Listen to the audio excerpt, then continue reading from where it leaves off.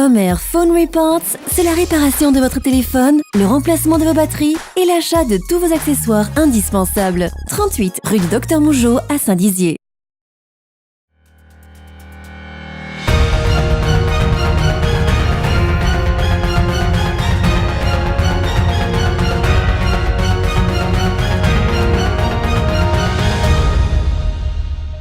Bonsoir à tous, mardi 28 mai, bienvenue dans cette nouvelle édition du journal.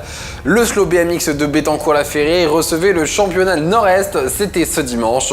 Reportage à suivre dans un instant. Toujours du sport et du basket avec la Coupe de la Marne féminine qui se tenait il y a quelques jours à Vitry-le-François. La foire du Palais a pris ses quartiers dans la Cité Rose, les jeunes et moins jeunes peuvent ainsi profiter des attractions. Et retour en images sur la fête du jeu coopératif qui s'est tenue au pied des remparts à Saint-Dizier. Un reportage dans ce journal.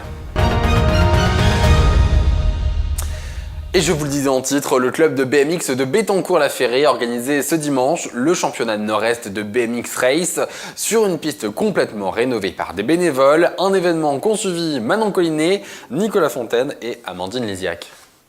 Ce dimanche 26 mai s'est tenu à Bettencourt-la-Ferrière le championnat Nord-Est de BMX. Organisé par le club de BMX local, cette 5e manche du championnat a rassemblé 280 pilotes venus de 26 clubs différents dans le but de remporter des points qui se cumuleront à ceux déjà obtenus dans les autres manches de la région. Alors le championnat Nord-Est de BMX, ça se déroule en 7 manches. Nous on a eu la 5e manche cette année, des courses qui vont vraiment du pré-licencié aux 40 et plus. Donc le plus âgé cette année avait 58 ans et ça commence à 4 ans et demi. Allez Mariano!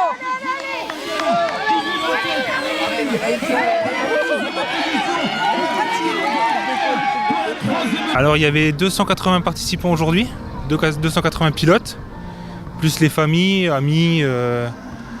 Et tout ce qui a été organisation, ça nous a pris vraiment beaucoup de temps. On a passé une bonne semaine à pouvoir tout vraiment planifier, que ça soit tout à peu près parfait. Le club de BMX de Bettencourt n'est pas peu fier d'avoir pu organiser ce championnat cette année. Et pour cause, un énorme travail a été réalisé pour rénover les 364 mètres de piste et pour la faire homologuer par la Fédération nationale. Un résultat possible grâce à la mobilisation des bénévoles.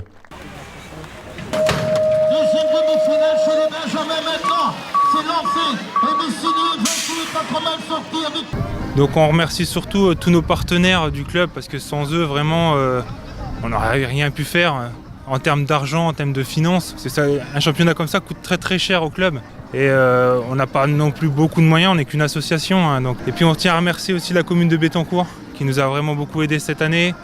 Vraiment sans eux aussi on aurait beaucoup de mal, on pourrait le faire mais ça serait vraiment trop de travail pour les bénévoles et les papas-mamans donnent et arrive un moment où on ne pourrait pas faire plus.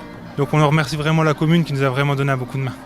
Le slow BMX compte 36 licenciés et tient bien perpétuer ses actions pour faire connaître ce sport et leurs performances.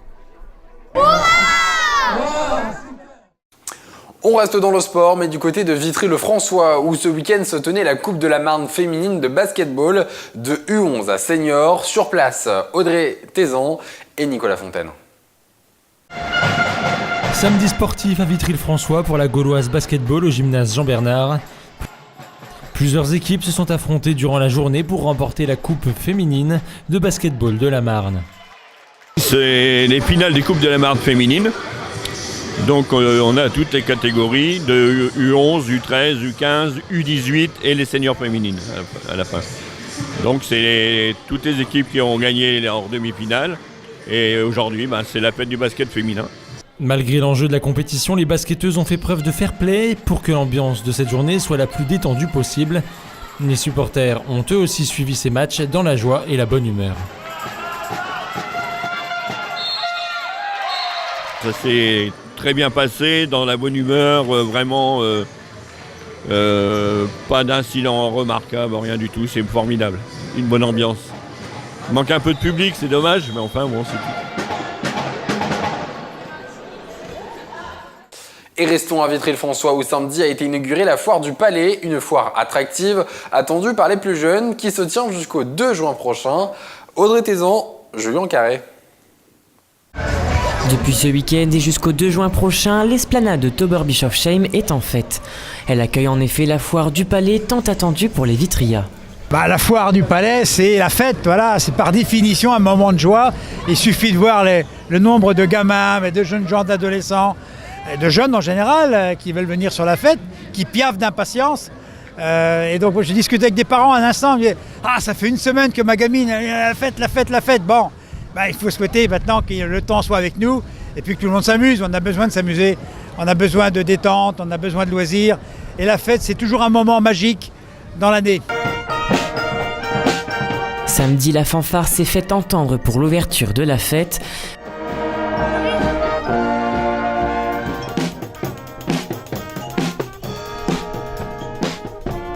Pendant une semaine, ce sont de nombreux stands des attractions qui seront présents, du manège pour enfants au manège à sensations, en passant par les trampolines ou encore les traditionnelles auto-tamponneuses, sans oublier les attirantes confiseries pour les plus gourmands. De quoi ravir petits et grands.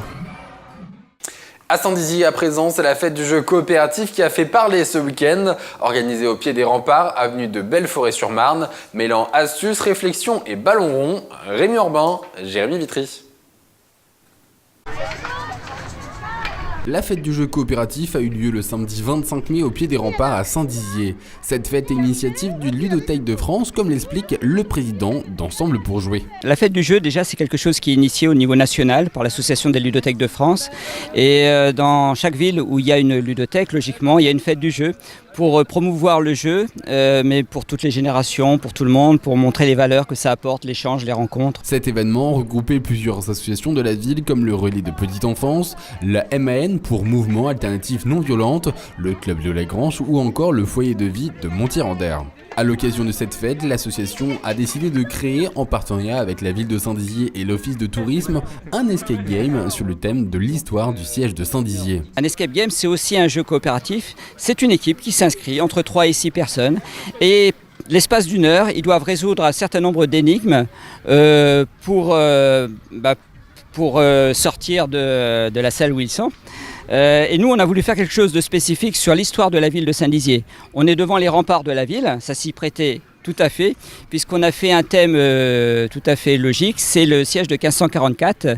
Pour tous ceux qui n'ont pas eu la chance de tester cette escape game, d'autres dates seront proposées en juin et lors de la fête du patrimoine en septembre. Tout de suite, vous retrouvez la météo. L'information continue bien sûr sur Puissance Télévision et sur notre application mobile.